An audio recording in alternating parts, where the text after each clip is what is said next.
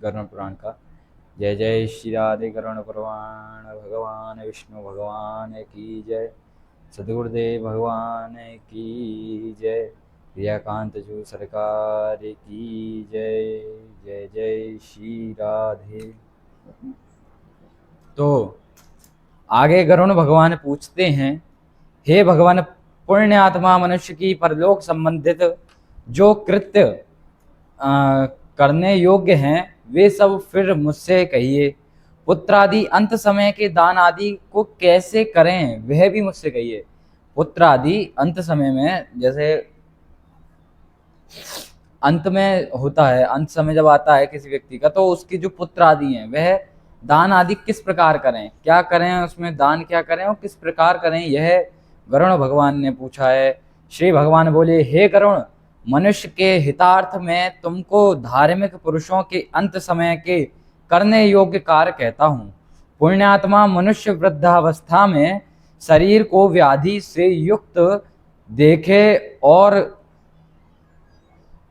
ग्रहादिक विपरीत हो गए, और जो ग्रह आदि विपरीत हो गए, कानों में उंगली देने से शब्द नहीं सुनता, तब निश्चित कर लो, निश्चित जाने कि 6 मास के भीतर मृत्यु तय है। अब देखिए ये क्या है, इसमें गरुड़ पुराण में लिखा है कि जब अंतिम समय या बीमार हो व्यक्ति ज्यादा, तो वह अपने कर्ण में, कानों में उंगली डाल के देखे। अभी आप डाल के देखिए और शोर वाली जगह, यहाँ शोर हो रहा हो वहां चले जाइए, वहां आपको वो सुनाई देगा, चाहे आप कितनी भी कस के डालिए, थोड़ा थोड़ा तो सुना ही देगा। लेकिन जो बीमार व्यक्ति हो, जिसका लग रहा हो कि भाई अब इसका ज्यादा टाइम बचा नहीं है, उसके कान में उंगली डाल के चेक मतलब देखें, उसको बिल्कुल भी शब्द सुनाई नहीं देगा, कुछ भी नहीं सुनाई देगा, तो उसकी 6 माह के अंदर या 6 माह के बाद मृत्यु निश्चित है, ऐसा गरुड़ पुराण में लिखा है। इसमें भय रहित तो हो अज्ञात अवस्था में किए हुए पापों का प्रायश्चित करें। अज्ञात अवस्था में यानी कि जो ज्ञात नहीं है उसकी प्रायश्चित करें, मतलब धोखे से हो गए हैं, जानते नहीं, आपको ध्यान नहीं है, अनजाने में हो गए। जब अंत समय आवे तब स्नान शालिग्राम स्वरूप भगवान का पूजन करें। शालिग्राम भगवान आजकल यहाँ तक है, सभी परिवार के घर में होगा, सभी लोगों के घर में होते हैं शालिग्राम भगवान। तो शालिग्राम भगवान का श्रृंगार करें, पूजन करें, उन्हें स्नान आदि करवाएं पंचामृत से। उसमें गंध पुष्प केसर तुलसी पत्र धूप दीप नैवेद्य लड्डू आदि से पूजन करें, उनका मतलब पूरा मिष्ठान आदि धूप दीप नैवेद्य पूजा आरती वगैरह करके दक्षिणा दे करके ब्राह्मण को भोजन कराएं। फिर उसके बाद पूजन के बाद ब्राह्मण को भोजन कराएं। अष्टाक्षर द्वादशाक्षर मंत्र का जाप करें, विष्णु और शिव नाम का स्मरण करें तथा हरि नाम का श्रवण करें। अनेक जन्म के पाप नष्ट हो जाते हैं हरि नाम का स्मरण करने से। रोगी पुरुष का अंत समय समीप आ जाने पर बांधव शोक ना करें, ये बड़ी मेन बात है।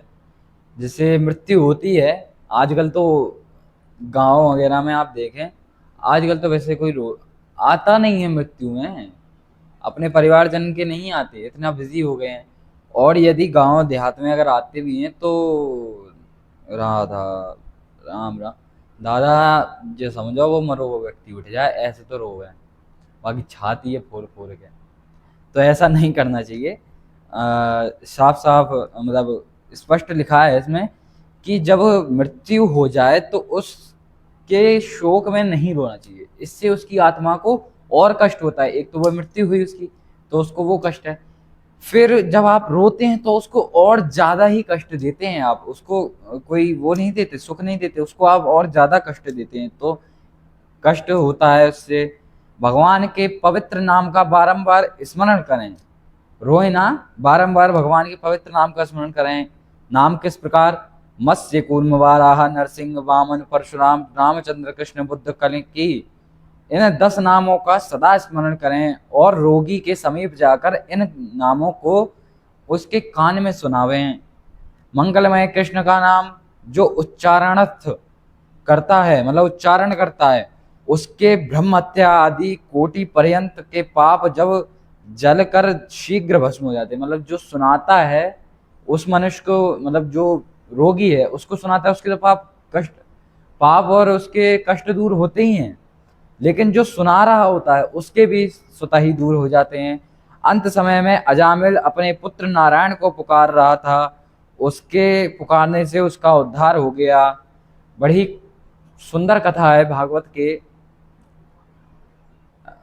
पंचम अध्याय पंचम स्कंद में है। आदि स्मरण नहीं है मुझे ज़्यादा, लेकिन बड़ी ही सुंदर कथा है। अजामिल नाम का एक व्यक्ति था, बड़ा ही पापी था, लेकिन पूजा पाठ भी करता था, मानता था थोड़ा बहुत, लेकिन पापी बहुत था। उसके घर में उसके 6 संतान हुई। आखिरी संतान जब उसकी हुई तो उससे कुछ दिन पहले संत आए थे उसके यहाँ घूमने, तो संतों ने भोजन प्रसाद पाया और उससे एक चीज कही कि हम तुमसे कुछ नहीं मांगते, लेकिन एक काम कर दो, तुम अपने जो ये छोटे बालक का नाम, जो छोटा बालक है उसका नाम तुम नारायण रख दो हमारे कहने पर। तो उसने कहा जी बिल्कुल। तो उसने अपने छोटे बालक का, सबसे छोटे बालक का नाम नारायण रख दिया। बहुत समय बीत गया, वह नारायण से अधिक प्रेम करने लगा क्योंकि सबसे छोटा था। आजकल सबसे घर में जो छोटे बालक होते हैं, छोटा लड़का आदि होते हैं, वो बहुत प्रिय होते हैं माता पिता को। तो उसका नारायण नाम रख दिया और धीरे धीरे समय बीतता गया। एक दिन अजामिल का अंतिम समय आ गया तो यम के दूत आए उसे लेने। तो बड़ा ही कष्ट, वो रोने लगा और उसने रोते रोते क्या नाम पुकारा, नारायण नारायण नारायण बचाओ बचाओ, नारायण नारायण बचाओ। ऐसे उसने कम से कम 6-7 बार उसने आवाज लगाई। तब उस नारायण ने तो नहीं सुनी, मतलब उसके बालक ने तो नहीं सुनी, परंतु उस नारायण ने सुन ली। तुरंत नारायण के दूत आते हैं, कहते हैं कि नहीं, तुम इसे नहीं ले जा सकते। उन्होंने कहा क्यों? कि इसने नारायण नारायण बोला है, हरि का नाम लिया है, तुम इसे नहीं ले जा सकते। तो यम के दूत बोले ऐसा क्यों नहीं ले जा सकते, नारायण तो इसके बालक का नाम है, वो तो अपने बालक को पुकार रहा था, उनको थोड़ी पुकार रहा था भगवान को। तो कहते हैं इसके बालक का नाम तो अभी कुछ वर्षों से डला है, लेकिन उनका अनंत कोटि अनंत कालों से पड़ा है, तो इसलिए तुम इसको नहीं ले जा सकते। तो ऐसा हुआ तो वह तर गया। तो उसी प्रकार इसमें बताया गया है कि कितना भी पापी हो, कितना भी कोई हो, लेकिन नाम का सहारा लेके वह भी भवसागर से तर जाता है। नाम की बड़ी महिमा है कलयुग में। वैसे भी दुष्ट हृदय से किसी ने हरि स्मरण किया, उसे भी हरि पापों का नाश करते हैं। दुष्ट हृदय यानी कि पापी है, पूजा पाठ आदि नहीं करता है, दुष्कर्म करता है, लेकिन उसने हरि का स्मरण किया तो उसके पाप नष्ट हो जाते हैं। जैसे बिना इच्छा से अग्नि का स्पर्श करें, पर अग्नि तब भी क्या करेगी, आपको भस्मी करेगी, आपको कष्ट ही देगी। उसी प्रकार आप चाहे धोखे से नाम लें हरि का, चाहे जानबूझ कर लें, या फिर इच्छा अनुसार कैसे भी लें, तो वो आपको क्या करेगा, तारेगा ही, आपका पुण्य ही मतलब ऐड ही होगा, आपको नुकसान कुछ नहीं होगा। हे गरुण, हरि शब्दोच्चारण पातकी के नाश करने में शक्ति रखता है, मतलब पापी के पाप का नाश करने की शक्ति रखता है। वैसे पापी जीव ने अनेक समय तक पाप किया, फिर भी पापी जीव ने अनेक समय तक पाप किया, फिर भी यदि एक बार भी हरि नाम का उच्चारण किया तब भी सब पापों का नाश हो जाता है। ऐसी नाम में शक्ति है। यमराज ने भी दूतों को कहा, दूतगण, संसार में नास्तिक को यमलोक में ले जाना और हरि नाम उच्चारण करने वाले को इस लोक में नहीं लाना है। यमराज भी अपने दूतों से कह रहे हैं कि जो हरि का स्मरण करें, हरि का नाम उच्चारण करें, उनको इस लोक में नहीं लाना है, लेकिन जो दुराचारी हैं, पापी हैं, उनको इस लोक में लाना है। इस लोक यानी कि यमलोक में लाना है, इस लोक में लाना है, और इस लोक में नहीं लाना है यानी कि यमलोक में न लाके हरि लोक। और इन नामों का जो जाप करता है वह यमलोक नहीं जाता। किन नामों का? अच्युत केशव राम नारायण कृष्ण दामोदर वासुदेव हरि श्रीधर माधव गोपिका वल्लभ जानकी नायक पति रामचंद्र। इन नामों का उच्चारण करें।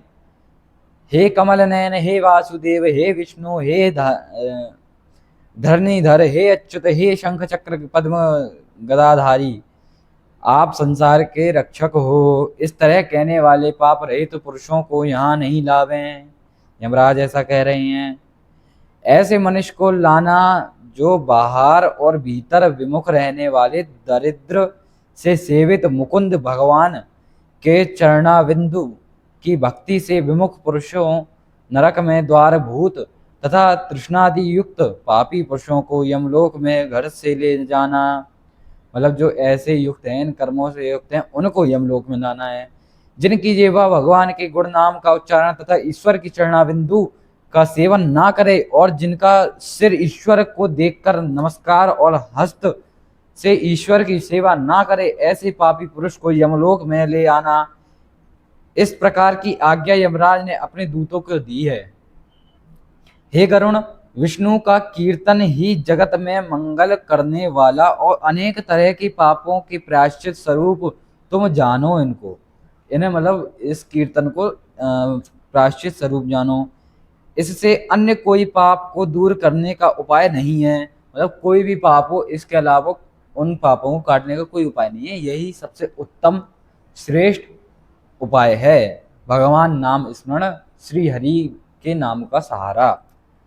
पाप को हटाने के लिए अनेक तरह के प्रायश्चित करें, पर प्रायश्चित हरि से विमुख पुरुषों को पवित्र नहीं कर सकते।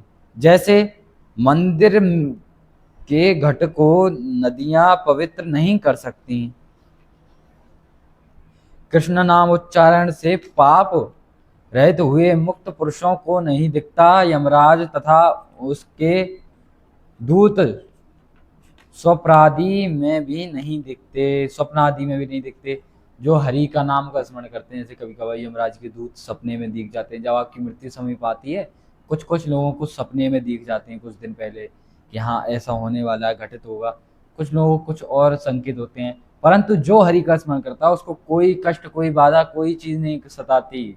बस हाँ, परीक्षा जरूर लेते हैं प्रभु कि यह हमारा भक्त कितना ताकतवर है, मतलब कितना सहनशील है, कितना कष्ट सहन कर देगा। परीक्षा जरूर लेते हैं प्रभु। तो स्वप्न में भी नहीं दिखता, तब प्रत्यक्ष कैसे दिखेगा। अंत समय में जिसने ब्राह्मण को गोदान दिया या ब्राह्मण मुख से नंद नंदन ऐसी वाणी को सुना, वह पुरुष मन रुधिर काय रूपी वैतरणी नदी में नहीं गिरता। वह मांस मल मूत्र आदि वाली वैतरणी नदी में नहीं गिरता है, जिसने अंतिम समय में यह कार्य किए हैं। इसलिए विष्णु नाम का स्मरण करें, जिससे अनेक जन्मों पर्जित पाप का नाश हो। फिर गीता तथा सहस्त्र नाम का पाठ करें। गीता विष्णु सहस्त्र नाम का पाठ करें या अन्य से श्रवण करें या किसी ब्राह्मण आदि श्रेष्ठ पुरुष से श्रवण करें। अंत समय में एकादशी व्रत, गीता, गंगाजल, तुलसी पत्र, विष्णु पादोत का स्मरण करें, ये मुक्ति देने वाले हैं। संकल्प पूर्वक अन्न स्वर्ण दान कर स्वर्ण दक्षिणा सहित वेद वित्ती ब्राह्मणों को सवत्सा गौ का दान करें। अंत समय में मनुष्य अल्प या बहुत जिसको दान देते हैं उससे बहुत लाभ होता है, और मरने वाले के पुत्र मन में विचारते हैं कि पिता के लिए इस चीज का दान दूं, या वाणी से कहते हैं पिता मैं आपके निमित्त अमुक दान करूंगा। वह अंत गुण वाला हो जाता है और अंत समय यदि सुपुत्र हो तब अनेक प्रकार के दान देता है। अंत समय के दान देने के निमित्त धार्मिक पुरुष लोक में पुत्र की इच्छा करते हैं। अंत समय में पिता पृथ्वी में शयन कराया देखा, उस समय कुछ नत्र नीचे खुले नीचे रहते हैं। पुत्र पूर्व संचित धन की इच्छा ना कर बहुत दान देवें। मतलब दान में अंत समय में दान करें, जितना हो सके उतना दान करें, पुत्र आदि भी दान करें और कहे हुए कार्य को करें। लोभ ना करें, दान आदि करें, गौ दान करें, स्वर्ण दान करें, दक्षिणा दें, ब्राह्मण भोज कराएं, गीता आदि के पाठ सुने, विष्णु सहस्त्र नाम पाठ कराएं, पूजा पाठ रखवाएं घर में, आदि आदि ऐसे कार्य करें। तो इससे मुक्ति अवश्य होगी, पाप नष्ट जरूर होंगे, और जो करारा होगा आपका पुत्र उसके भी पाप नष्ट होंगे, उसको भी पुण्य फल की प्राप्ति होगी और पितरों का आशीर्वाद मिलेगा। तो आज के लिए इतना ही, अपनी वाणी को यहीं विश्राम देते हैं। अब आगे क्या बताया है, किस दान के बारे में बताया, पुत्र को कैसा दान करना चाहिए, वो जानेंगे हम अगली वीडियो में। आज के लिए इतना ही। तो जिसने भी हमारा चैनल सब्सक्राइब नहीं किया है वो हमारे चैनल को सब्सक्राइब कर ले, बेल आइकन को दबाना ना भूले, जिससे हमारी कोई भी नई वीडियो आए तो वो आप पर सबसे पहले पहुँचे। और ज़्यादा से ज़्यादा लोगों को शेयर करें, जिससे और लोगों को भी पता चले कि हाँ, गरुड़ पुराण में जो लिखा है उसमें से क्या क्या और किस चीज़ों के बारे में बताया है, हम कहीं वह भूल कर तो नहीं रहे हैं।